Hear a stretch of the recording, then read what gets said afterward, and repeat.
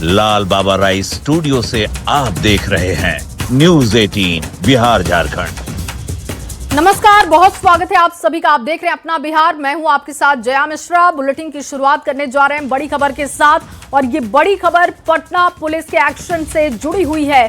Patna police इन दिनों अवैध हथियार माफिया के खिलाफ लगातार ऑपरेशन जखीरा चला रही है, जिसके तहत पटना के पालीगंज के बराह गांव में एक घर में छापेमारी कर भारी मात्रा में अवैध हथियार बरामद किया गया। दरअसल पुलिस को सूचना मिली थी कि बराह गांव में सोनू कुमार नाम के एक व्यक्ति के घर में हथियार रखे हुए हैं, और इसी सूचना के आधार पर पुलिस की टीम वहां पर छापेमारी करने के लिए पहुंची। तो वहां से 3 राइफल, 2 देसी कट्टा, 41 जिंदा कारतूस, 2 मैगजीन सहित कई हथियार बरामद हुए हैं। सुपर एक्सक्लूसिव तस्वीरें आप न्यूज 18 बिहार झारखंड पर देख रहे हैं। हालांकि आरोपी सोनू कुमार अंधेरे का फायदा उठाकर भागने में सफल रहा, लेकिन उसके पिता नवल किशोर शर्मा को पुलिस ने गिरफ्तार कर लिया है। पुलिस ने बताया कि आरोपी सोनू का पहले से आपराधिक रिकॉर्ड भी रहा है। उस पर हत्या की कोशिश, आर्म्स एक्ट और मारपीट के मुकदमे दर्ज है। पुलिस सोनू की गिरफ्तारी के लिए लगातार छापेमारी कर रही है। और ये देखिए सोनू का घर, जहां से हथियारों का जखीरा बरामद किया गया है। सोनू, जो कि मुख्य आरोपी बताया जा रहा है, अंधेरे का फायदा उठाकर भागने में सफल रहा।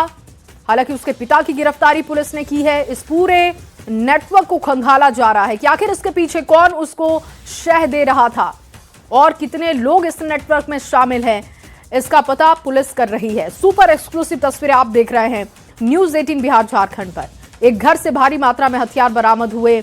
जिस आरोपी का ये घर बताया जा रहा है, उसका नाम सोनू है, जो कि फरार चल रहा है। जानकारी में है आप लोगों के कि वहाँ ऑपरेशन जखीरा चल रहा है और कई तरह के हथियार भी मिले हैं। उसी क्रम में वहाँ के एसएचओ के द्वारा, सब इंस्पेक्टर बिट्टू कुमार के द्वारा सूचना डेवलप किया गया था, जिसमें उनको जानकारी मिली कि एक घर में भारी मात्रा में हथियार रखा गया है। जब इनके द्वारा उस घर का घेराव किया गया तो वहां पे उस घर से एक .315 का राइफल, एक 12 बोर का बंदूक, 2 देसी कट्टा, .315 का 11 कारतूस, 12 बोर का 30 कारतूस, करीब 14 खोखे और कुछ मैगजीन, पिस्टल कवर और उसको जो साफ सफाई का सामान होता है वो वहां से बरामद किया गया।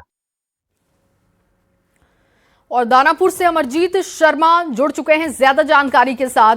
अमरजीत, कब ये छापेमारी की गई, क्या कुछ अब तक पूरे मामले पर जानकारी सामने आ रही है? जी देखिए, एक दिन पहले ये छापेमारी की गई थी। पुलिस को गुप्त सूचना मिली थी कि ये सोनू नाम के एक व्यक्ति के पास जो है भारी मात्रा में हथियार हैं, तो उसी पर छापेमारी की गई थी। क्योंकि जो है पुलिस लगातार जो है ऑपरेशन जखीरा चला रहा है और कई एक राइफल और कारतूस भारी मात्रा में पकड़ा है। और इस मामले में भी जो है 2 राइफल, 2 पिस्टल और कई एक कारतूस पकड़े हैं। यहाँ तक कि जो है 14 खोखे भी बरामद किए गए हैं। खोखों का मतलब होता है कि उसे यूज किया गया है और फायरिंग किया गया है। तो इस मामले में सबसे बड़ी बात यह है कि सोनू कुमार जो फरार है वो होमगार्ड का जवान है और ये फरार अभी बताया जाता है। जिस तरह से एसएसपी लेकिन ने अमरजीत, बताया क्या इस बारे में जानकारी मिल रही है कि क्या ये सब कुछ सोनू अकेले हैंडल कर रहा था या उसके पीछे और भी लोग हैं? इस बात को लेकर कोई जानकारी अब तक? जी देखिए, इसके पीछे और भी कई एक लोग हो सकते हैं, क्योंकि जो है इसके पिता को भी पुलिस ने गिरफ्तार किया है और पूछताछ अभी कर रही है। और इस मामले में और भी नाम खुले हैं, लेकिन उनका नाम अभी तक मीडिया के सामने नहीं बताया गया है, क्योंकि जो है उसमें छापेमारी करनी है, गिरफ्तारी करनी है। तो इसमें और भी कई एक लोग शामिल हैं, क्योंकि रनिया तालाब क्षेत्र इलाके में जो है बालू माफिया काफी सक्रिय है और बालू के लिए ही इन हथियारों का यूज होता है। तो इसमें भी यही अनुमान लगाए जा रहे हैं कि बालू कारोबार से जुड़े लोगों को हथियार सप्लाई करने और हथियार यूज करने के लिए जो है ये बड़ा जखीरा जो है यहाँ यूज होता है। और ये पहली बार नहीं है, बल्कि कई एक बार पहले भी हो चुका है और कई एक बार पुलिस पहले भी यहाँ हथियार बरामद कर चुका है। और इस मामले में पुलिस अभी और कार्रवाई करेगी और इसमें और भी लोगों को गिरफ्तार करेगी। फिलहाल तो और खंगाला जाएगा। बहुत शुक्रिया अमरजीत तमाम जानकारी के लिए। और चलिए आगे बढ़ते हुए छपरा से आपके सामने बड़ी खबर रखे। ठंड से बचने के लिए आग तापने के दौरान एक बड़ा हादसा हो गया है। भगवान बाजार थाना क्षेत्र के भरत मिलाप चौक में एक ही परिवार के 7 लोग धुएं के कारण दम घुटने से बेहोश हो गए। 3 बच्चे सहित 4 लोगों की मौत हो गई, जबकि 3 की हालत गंभीर है। सभी को स्थानीय लोगों की मदद से अस्पताल पहुंचाया गया। जानकारी के अनुसार परिवार के सदस्य रात में कमरे को बंद कर आग जलाकर सो रहे थे, जिससे कि कमरे में धुआं भर गया। सुबह दम घुटने की वजह से हादसे का शिकार हो गए, जिसके बाद आसपास के लोगों को जानकारी लगी तो बाकी के सदस्य जिनकी हालत गंभीर बताई जा रही है, उनकी संख्या 3 है, उनको हॉस्पिटलाइज किया गया। लेकिन देखिए, एक लापरवाही कितनी भारी आपको पड़ सकती है, उसका अंदाजा आप इस खबर से लगा सकते हैं।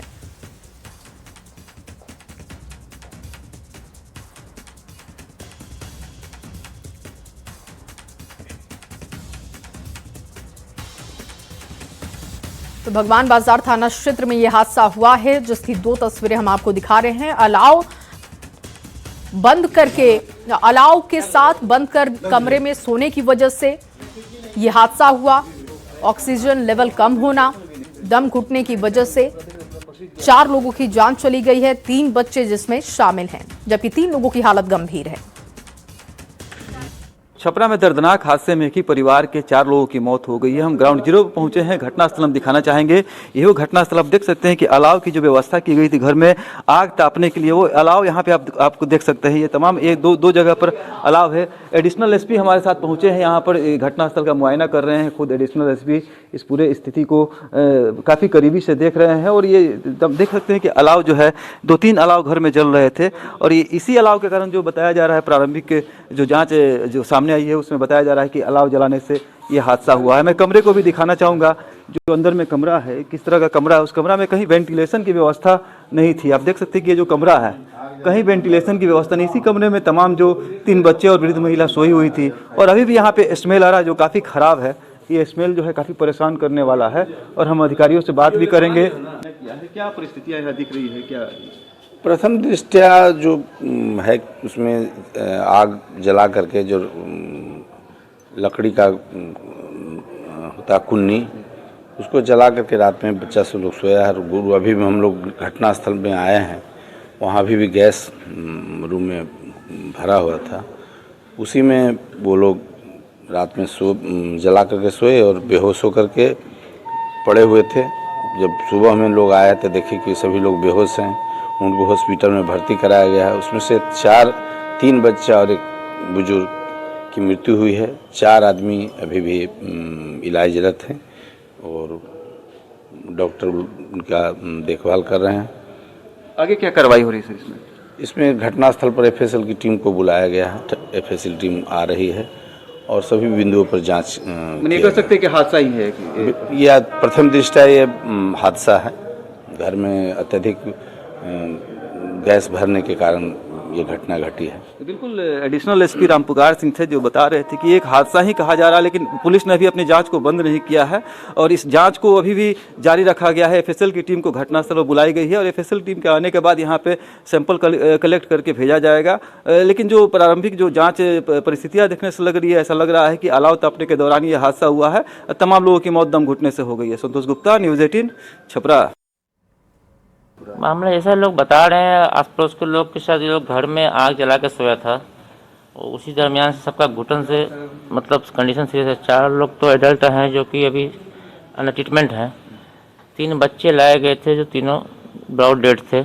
एक बूढ़ी माता थी, वो भी ब्रॉड डेड थी। वो परिजन लोग बता रहे, आसपास लोग बता रहे कि सारे लोग रात में अंगीठी जला के रूम में बंद करके सो गए थे।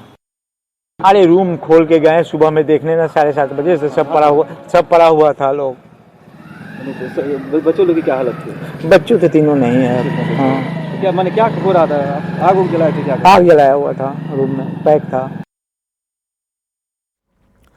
तो अलाव जलाते समय आपको सावधानी रखनी है और सावधानी क्या होनी चाहिए ये आपको बताने जा रहे हैं। देखिए, कमरे में जब भी आप अलाव जलाते हैं तो ख्याल रखें कि वेंटिलेशन हो, यानी कि खिड़की एक खुली रखें ताकि हवा पास हो सके। अंगीठी से कुछ दूरी बनाकर रखें। अंगीठी के पास आप प्लास्टिक, कपड़ा जैसे कि जलने वाले सामान को ना रखें। बच्चों और पालतू जानवरों से अंगीठी को दूर रखें। सोने से पहले अंगीठी को बुझा दें। सोते समय कभी भी अंगीठी जलाकर ना सोए या अलाव जलाकर ना सोए, नहीं तो हादसा हो सकता है। और देखिए, ये जो तस्वीर हम आपको लगातार दिखा रहे हैं, ये छपरा की तस्वीर है, जहां पर एक परिवार के 4 लोगों की जान चली गई, 3 लोगों की हालत गंभीर बताई जा रही है। शरीर में ऑक्सीजन की कमी हो गई और सांस की बीमारी जिनको है उनके लिए ये और भी खतरनाक है कि अगर आप अलाव का इस्तेमाल रात में सोने समय भी करते हैं, इससे आपको दिक्कत हो सकती है। स्किन एलर्जी का खतरा आपको बढ़ सकता है, सिर दर्द की समस्या हो सकती है, दम घुट सकता है। इस वजह से आपको जब भी आप ठंड में अलाव का इस्तेमाल कर रहे हैं तो सावधानी रखनी है। आंखों को भी नुकसान पहुंच सकता है।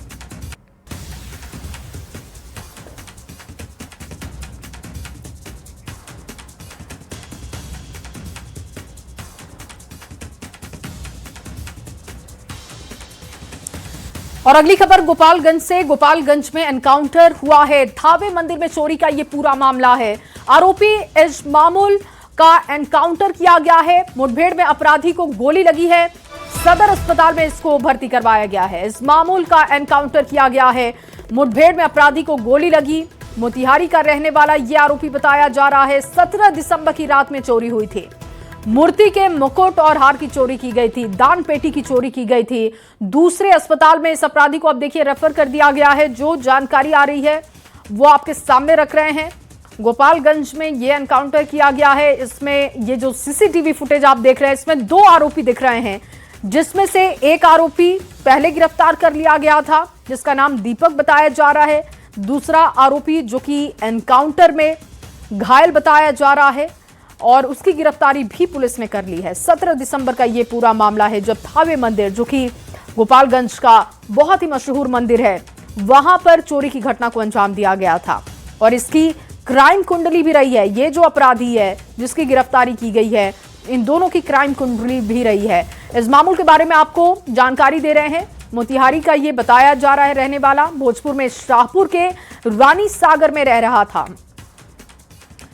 तो थावे मंदिर में चोरी के दूसरे आरोपी इजमामुल आलम का पुलिस ने एनकाउंटर किया है और उसे अस्पताल में भर्ती कराया गया। घायल आरोपी के तार मोतिहारी के साथ ही भोजपुर से जुड़े हुए बताए जा रहे हैं।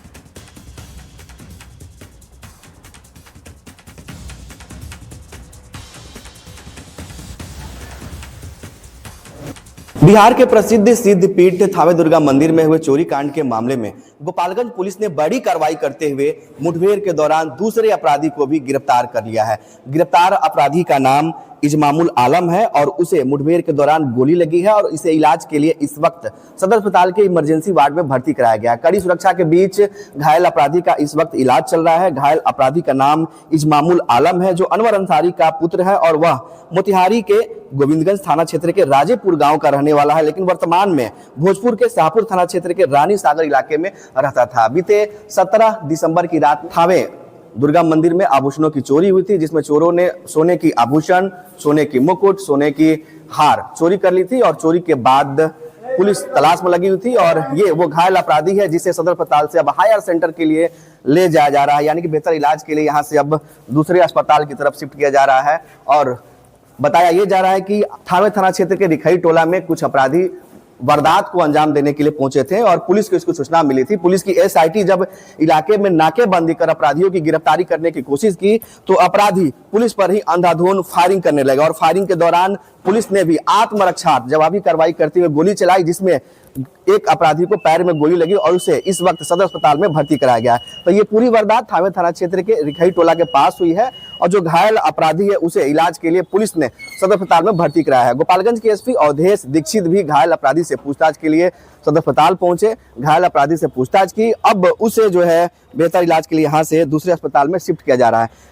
बता दें कि थावे थाना क्षेत्र के थावे मंदिर में बीते 17 दिसंबर की रात में चोरी की वारदात हुई थी और इस वारदात के दौरान 2 अपराधियों का फुटेज सीसीटीवी कैमरे में कैद हुआ था, जिसमें एक अपराधी दीपक राय जो था उसे पुलिस पहले ही गिरफ्तार कर जेल भेज चुकी है। दीपक राय यूपी के गाजीपुर का रहने वाला है और ये दूसरे अपराधी जो है मुठभेड़ में पकड़ा गया है। पुलिस इस पूरे मामले की जांच कर रही है कि इस गिरोह में और कौन कौन से लोग शामिल थे, कितने अपराधी थे और वे कहाँ हैं। हालांकि पुलिस की एक टीम इस वक्त यूपी के गाजीपुर, गोरखपुर, बलिया समेत कई जगहों पर छापेमारी कर रही है, तो दूसरी टीम बिहार के बक्सर, भोजपुर और मोतिहारी के इलाके में इस वक्त छापेमारी कर रही है। लेकिन जिस तरह से चोरी कांड के बाद पुलिस का लगातार एक्शन जारी है वो अब जो है सामने आ रहा है। हालांकि जो सोने की मुकुट थी उसके कुछ अंश, कुछ हिस्से जो है वो बरामद किए गए हैं और एसपी का ये कहना है कि बाकी के जो आभूषण है उसकी भी रिकवरी के लिए इस वक्त लगातार छापेमारी चल रही है।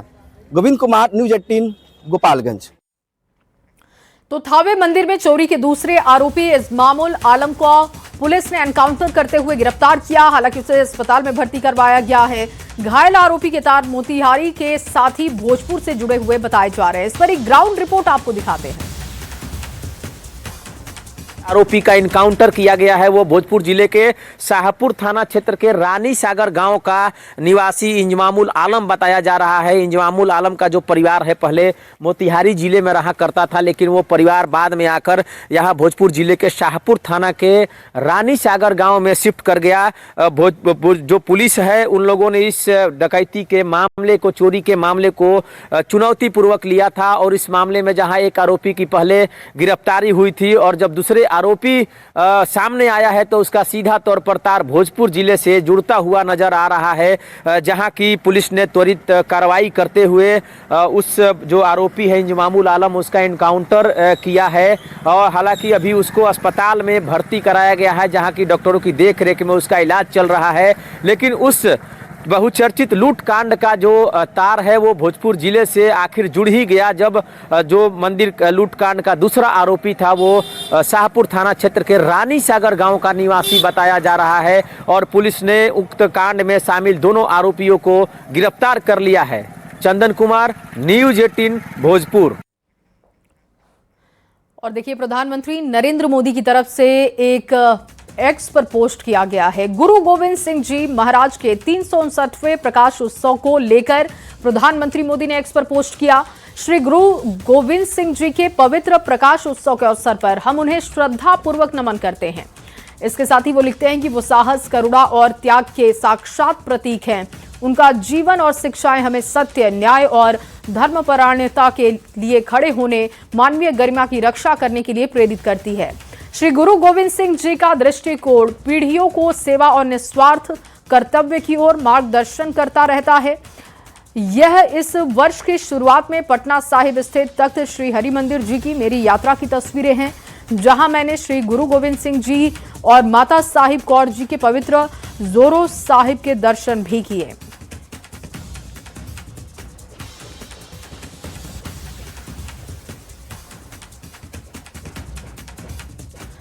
तो पूरे विश्व में आपसी प्रेम और भाईचारा का संदेश फैलाने वाले सिख पंथ के 10वें गुरु गुरु गोविंद सिंह जी महाराज का 359वां प्रकाश उत्सव आज पूरे देश भर में धूमधाम से मनाया जा रहा है।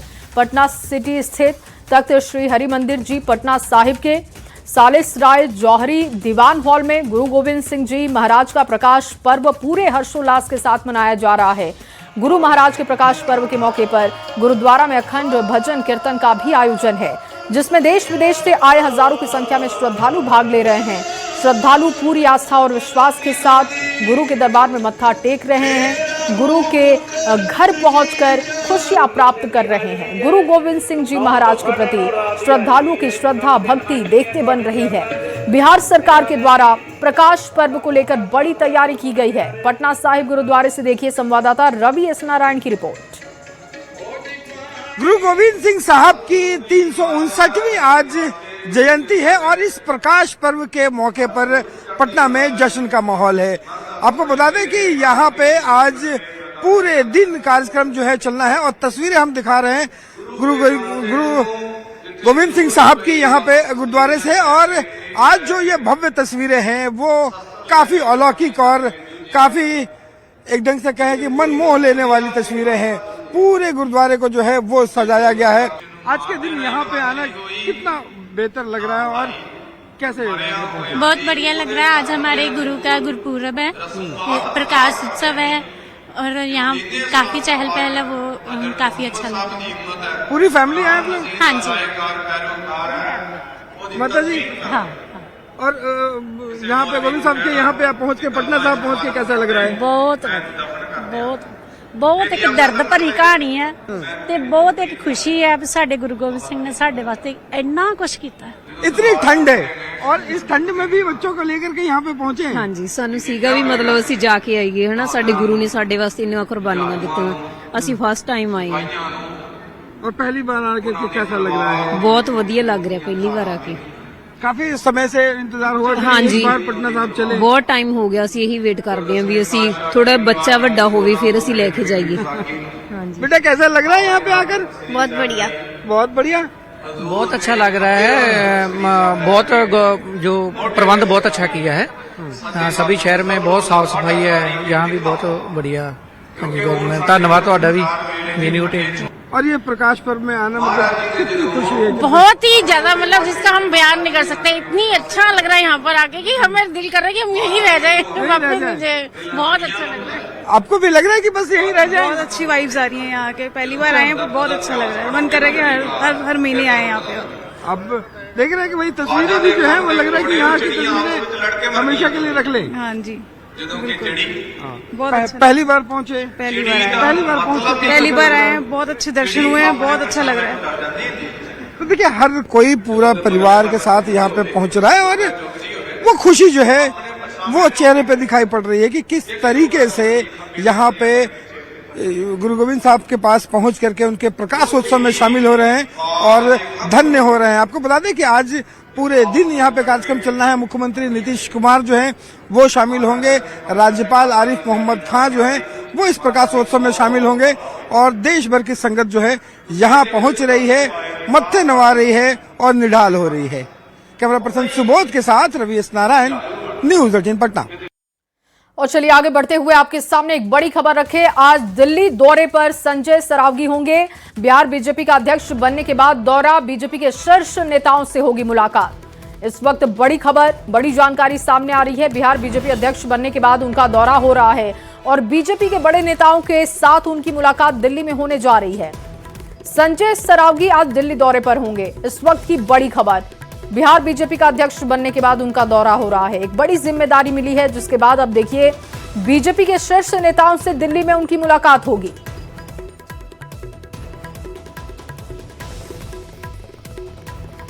और इन्हीं तमाम खबरों के साथ इस बुलेटिन में बस इतना ही। बाकी की खबरों के लिए आप देखते रहिए न्यूज़ 18 बिहार झारखंड।